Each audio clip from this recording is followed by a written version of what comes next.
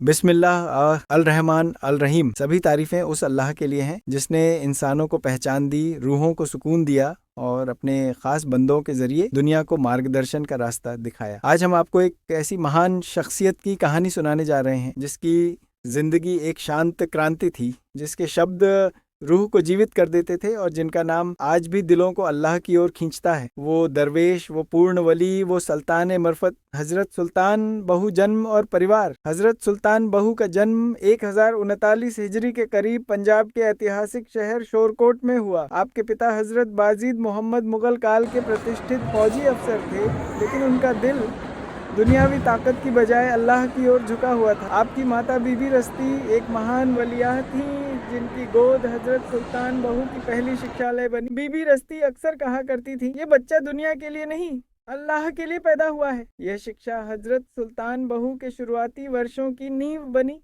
और समय ने साबित किया कि यह कथन सत्य था। बाल्यकाल और आध्यात्मिक संकेत। हजरत सुल्तान बहू का बचपन सामान्य बच्चों जैसा नहीं था। वे शांत, एकांत प्रिय और दुनियावी खेलों से दूर रहते थे। अक्सर घंटों आकाश की ओर देखते और दिल में अल्लाह का जिक्र करते। प्रारंभिक आध्यात्मिक संकेत। दिल की गहराई में शांति और मौन, लोगों के दुख दर्द का अनुभव। असाधारण बुद्धि और धार्मिक समझ, दुनियावी आनंदों से अरुचि शिक्षा और आध्यात्मिक प्रशिक्षण। हजरत सुल्तान बहू ने कुरान, हदीस, फिक़्ह और तसव्वुफ में दक्षता हासिल की, लेकिन वे कहते थे असल ज्ञान वही है जो दिल को अपने रब से जोड़ दे। वे कादरिया सिलसिला से जुड़े और बाद में सरवरी कादरिया की स्थापना की, जो आज भी दुनिया भर में लोगों को अल्लाह के करीब लाने का माध्यम है। उनकी शिक्षा में जोर था अल्लाह की पहचान और विवाह और संतान। हजरत सुल्तान बहू ने विवाह किया और अल्लाह ने उन्हें 2 पुत्र दिए। हजरत सुल्तान वली मोहम्मद उन्होंने अपनी ज्ञान और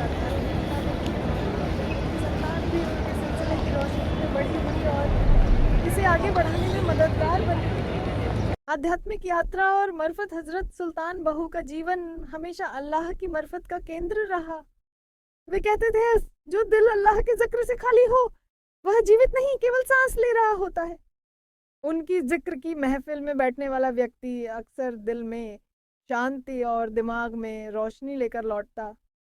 अन्य अनुयायियों के अनुसार उनकी महफिल में बैठना ऐसा था जैसे व्यक्ति अपने रब के निकट बैठ गया हो। करामात और आध्यात्मिक प्रभाव। हजरत सुल्तान बहू का जीवन करामातों से भरा हुआ था।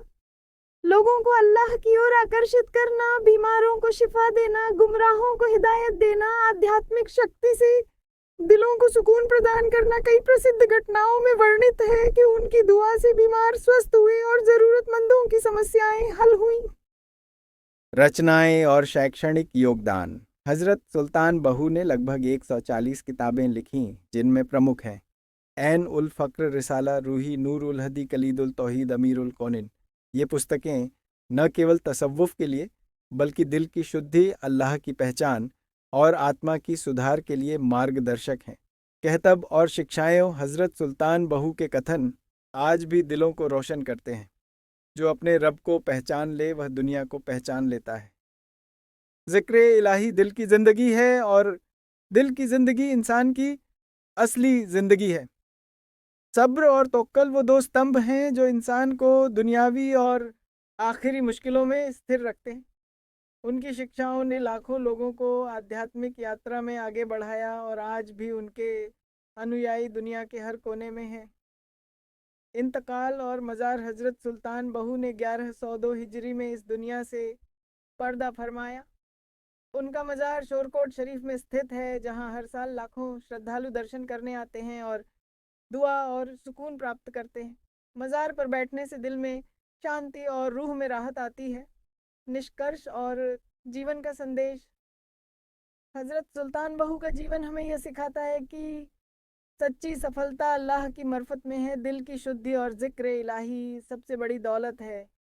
इंसान की असली ताकत उसके ईमान और कर्म में है। वे कहते थे, जो अपने रब को पहचान ले वह सब कुछ पा लेता है। ये सिर्फ इतिहास नहीं बल्कि मार्गदर्शन का रास्ता है। हजरत सुल्तान बहू का जीवन और शिक्षाएं आज भी लोगों को अपने रब के करीब लाने का माध्यम है और रूहों को सुकून प्रदान करती हैं।